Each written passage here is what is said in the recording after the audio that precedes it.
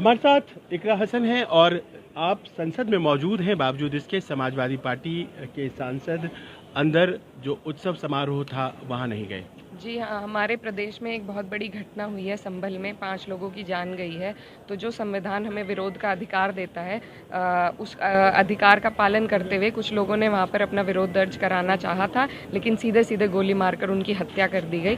तो उसके विरोध में हम संविधान का सबसे ज़्यादा सम्मान करते हैं, पालन करते हैं, लेकिन जो केंद्र में सरकार है, उन्हीं लोगों की सरकार राज्य में है, और जिस तरीके से वो संविधान की धज्जियां उड़ा रहे हैं, उनके साथ हमें खड़ा होना इस पावन दिन पर उचित नहीं है। तो क्या ये बताने की आप लोग कोशिश कर रहे थे कि संविधान दरअसल खतरे में है और इसी कारण से आप एक स्टेटमेंट दे रहे हैं अपनी एब्सेंस के जरिए? जी, आप समझ सकते हैं, वो भी हो सकता है, लेकिन मन बहुत दुखी है हमारा, और हमें नहीं उचित लगा कि जहाँ ऐसी घटना हो रही है उस दिन इस तरीके से यहाँ पर हम उसी सरकार के साथ एक साथ खड़े होते नजर आए। देखिए, संभल में आपकी पार्टी का डेलीगेशन जाना था, लेकिन वहाँ एडमिनिस्ट्रेशन के द्वारा ये कह दिया गया है 30 तारीख तक जो हालात है वहाँ के वो दुरुस्त नहीं है, उसके बाद ही कोई डेलीगेशन या नेतागण वहाँ जा सकते हैं। फिर ऐसे में समाजवादी पार्टी का डेलीगेशन वहाँ जा करके विपक्ष जो भी करे, लेकिन भारतीय जनता पार्टी कहती है राजनीतिक ब्राउनी पॉइंट्स स्कोर करने की कोशिश है।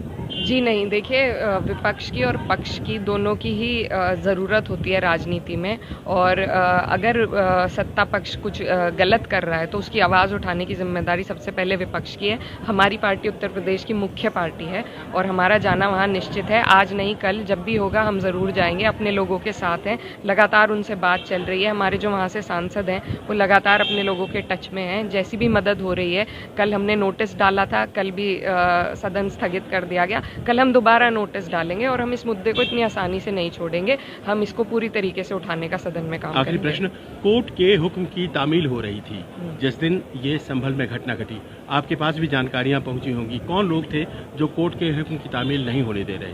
देखिए, कोर्ट के हुक्म की तामीर से किसी को दिक्कत नहीं है। कोर्ट का हुक्म था, एक बार सर्वे हो चुका था, जब शांति प्रिय तरीके से एक बार सर्वे हो चुका था, लेकिन उत्तर प्रदेश की जो मौजूदा सरकार है उन्हें बर्दाश्त नहीं हुई ये बात, भाजपा सरकार को। उन्होंने दोबारा एक सर्वे टीम वहाँ पर भेजी, और फिर कुछ दंगई, कुछ उपद्रवी उनके साथ गए जो नारेबाजी वहाँ तरह तरह की करने लगे।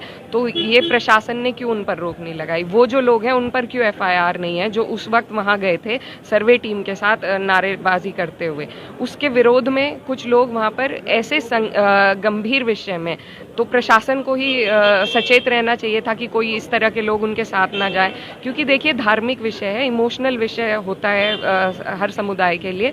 तो ऐसे में नारेबाजी करके दूसरे को चिढ़ाना ये उचित नहीं है। पत्थरबाजी बहाना लिया गया है पत्थरबाजी का। विरोध अपना दर्ज कराने का अधिकार हमारे संविधान से ही हमें मिला है। कुछ लोग अगर वहाँ पर उन लोगों के प्रति अपना विरोध दर्ज करा रहे थे, तो फिर भी मैं उचित ये नहीं मानती कि गोली किसी भी हालात में वहाँ प्रशासन को चलानी चाहिए थी।